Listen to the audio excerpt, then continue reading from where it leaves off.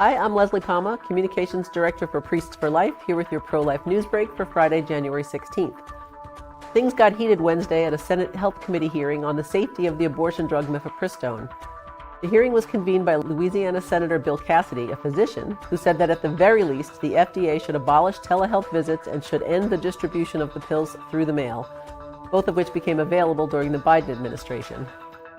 One topic of the hearing was coercion and how mail-order abortion pills make it easy for men who don't want to be fathers to buy the pills, surreptitiously give them to their partners, and kill their babies. But pro-abortion New Hampshire Senator Maggie Hassan, a Democrat, suggested that mifepristone is not to blame.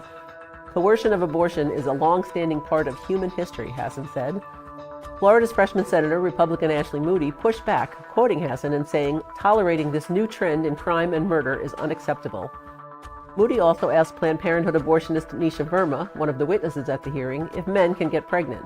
After Verma would not respond, Missouri Senator Josh Hawley returned to that point.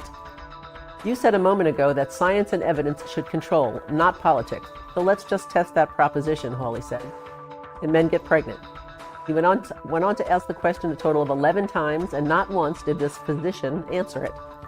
"For the record," Hawley said as his time ran out, "it's women who get pregnant, not men." Abortion laws were on trial in several states this week. The constitutionality of Missouri's regulations on abortion businesses and providers is at the center of a trial that opened Monday in Jackson County Circuit Court. The outcome could dramatically change the state's abortion landscape. State laws protecting most babies from abortion were enacted following the overturning of Roe v. Wade in 2022, but voters have since approved a pro-abortion amendment that declared the procedure a constitutional right. Planned Parenthood and the ACLU then went to court to try to get all pro-life laws officially off the books. That trial is expected to last 2 weeks. Missouri voters in November will decide on a pro-life amendment that would overturn the referendum passed in 2024. So the future of abortion in Missouri is in the hands not only of a judge, but of all voters. Observers in Arizona say a judge hearing a challenge to laws protecting babies is likely to rule that the laws violate the constitutional right to abortion that voters approved in 2024. Shortly after the measure passed, a judge permanently blocked a law that protected babies from abortion after 15 weeks of gestation, making abortion legal until 24 weeks or later in some circumstances. But other Arizona abortion laws remain in place, including a mandatory 24-hour waiting period and a ban on aborting children who have received a poor prenatal diagnosis. 2 abortion sellers and the Arizona Medical Association went to court attempting to get all the laws overturned in favor of the new constitutional amendment. Maricopa County Superior Court Judge Greg Como said he would need 30 days to decide the case. In Ohio, an appellate court on Tuesday decided that while the state's heartbeat law should remain blocked, other provisions of the law need to be reevaluated by a lower court. One provision makes it a felony for an abortionist to neglect to check for a fetal heartbeat before killing the baby. Separate but overlapping court cases on other aspects of the laws are ongoing, suggesting all of them will end up before the Ohio Supreme Court. With state legislatures in session all over the country, lawmakers have been busy submitting abortion-related bills. In South Carolina, a Republican senator and his colleague in the House submitted a bill that would protect babies from abortion at conception. A heartbeat law now in effect allows abortions until 6 weeks. In New Hampshire, a Republican representative submitted a bill that would prohibit abortion providers from receiving charitable gaming revenue. State law allows charities to receive 35% of the revenue from table games and 8.75% from historic horse racing machines. New Hampshire lawmakers also passed 2 pro-life bills. The House approved a bill that would enshrine into law a state resident's right to refuse to take part in abortion because of a conscientious objection. That bill now heads to the Senate. Another bill already passed by the House has now been approved by the Senate. That bill would make it a crime to help a minor travel for an abortion. On the opening day of the Virginia House of Delegates General Assembly, House Democrats advanced 4 proposed constitutional amendments, including one that would impose a right to abortion in the state constitution. The package now goes to the Senate, which, like the House, is dominated by Democrats. And in Kentucky, Representative Lindsey Burke, a Democrat, filed several pro-abortion bills, including one guaranteeing a fundamental right to choose abortion and another that would protect from civil and criminal liability people who aid or encourage Kentuckians to obtain an abortion out of state. California Governor Gavin Newsom is blocking Louisiana's attempt to extradite an abortionist to face charges of mailing abortion pills into the state. Louisiana has some of the strongest protections for the unborn in the country, while California law protects abortionists from criminal prosecution for sending abortion pills to out-of-state patients. The San Francisco area abortionist, Remy Coiteau, is charged with mailing abortion pills to a woman in Louisiana's Tammany Parish.